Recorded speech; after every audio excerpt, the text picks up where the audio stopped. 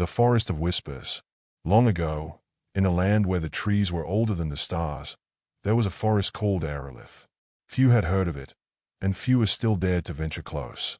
Its shadow stretched far, its air thick with the scent of earth and decay. The villagers who lived nearby whispered tales of a dark magic that resided deep within, stories of creatures that could steal your soul and of voices that would haunt your dreams. They said the forest itself was alive, a living, breathing entity that could take on the shape of anyone or anything it wished. The forest, they claimed, listened. But one day, a young knight named Amon found himself standing at its edge. Amon was not like the others in his village. He was determined, stubborn, and believed that no story, no matter how terrifying, could stop him. His people were suffering from an endless plague, and none of the healers had been able to help. It was said that deep within Aerolith lay a flower, known only as the Moonshade Blossom, capable of curing any illness. It was a delicate, glowing thing that only bloomed once every 100 years. And, of course, no one had ventured into the forest to find it for centuries. Amon, desperate and defiant, decided he would find it. Armed with only his sword and his wits, he set out alone, ignoring the warnings of the villagers. The moment Amon stepped beneath the canopy of trees, the world seemed to change. The air grew heavier, and a faint murmur of voices echoed through the branches. He thought he heard his name, but when he turned, no one was there. Just trees, endless trees, their trunks thick and gnarled, as if twisted by centuries of dark magic. The deeper he walked, the more oppressive the atmosphere became, and the whispering voices intensified, shifting and growing like a growing storm.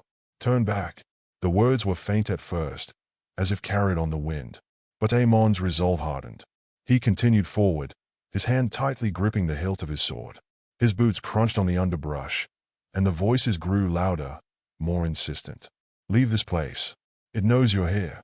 He could feel something watching him, moving just outside his vision. The trees seemed to close in, their branches twisting and reaching for him like fingers hungry for a soul to claim. His breath caught as he thought he saw shadows darting between the trunks, too fast to be real, too solid to be the wind.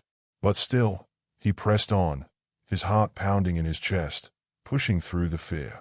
Hours passed, and Amon's legs grew heavy, his mind fraying at the edges. The further he went, the more the forest seemed to close in around him. The whispering grew louder, demanding now, with voices that sounded too familiar. Amon. He froze. The voice was his own. But how? He spun around, but there was no one. Only the twisting, dark shapes of the trees. Amon, come closer. He hesitated, but then, in the corner of his eye, he saw something, a glow. A soft, silver light. His heart leapt in his chest. The Moonshade Blossom. He could see it, shimmering faintly through the thick brambles. Without thinking, he pushed forward, parting the undergrowth. The glowing flower stood there, delicate and ethereal, bathed in the moonlight that broke through the thick canopy above. But something was wrong. The light was too bright, blinding, almost, and the air around it felt wrong, as if the forest itself was breathing through the petals of the flower. The whispers had become unbearable now, sharp and demanding, clawing at his mind. He reached out to touch the blossom, but as his fingers brushed the petals, a scream echoed through the trees, a scream so loud and piercing that it rattled his bones. Suddenly, the world shifted. The flower began to wilt, its petals curling in on themselves as black veins began to spread across its surface. The whispers turned into laughter, low, rumbling, and cruel. And before Amon could react, the trees themselves came alive. Thick roots shot out of the ground, wrapping around his legs, pulling him into the soil. The trees groaned and shifted, their bark splitting open to reveal eyes, thousands of them, all staring down at him with an unnatural hunger. The whispers turned into voices, full of malice and joy. You thought you could take what belongs to us. You thought you could control the forest. Amon struggled, but the roots tightened, squeezing the life from him. He could feel the earth beneath him moving, as if the very ground was alive, a living, breathing entity that wanted nothing more than to consume him. The faces of the trees seemed to mock him, their eyes gleaming with ancient knowledge and bitter amusement. Amon, Amon. He felt the whispering become words, words that crawled into his ears, into his mind. It was his own voice again, but distorted, fading, dying. The forest had claimed him. Back in the village, days turned into weeks. Amon had not returned, and no one dared to enter the dark forest to search for him.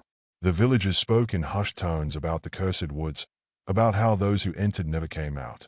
Some said the forest fed on the souls of those who dared to take from it, that it was a place where life and death were one. Others swore that if you listened closely enough, you could still hear the whispers of those who had been lost, trapped forever within the trees. But one thing was certain. The forest had not forgotten Amon. At night, if you stood at the edge of Aralith, you could sometimes hear the faintest whisper on the wind, Amon's voice, calling out. And somewhere deep within the forest, the moonshade blossom bloomed again.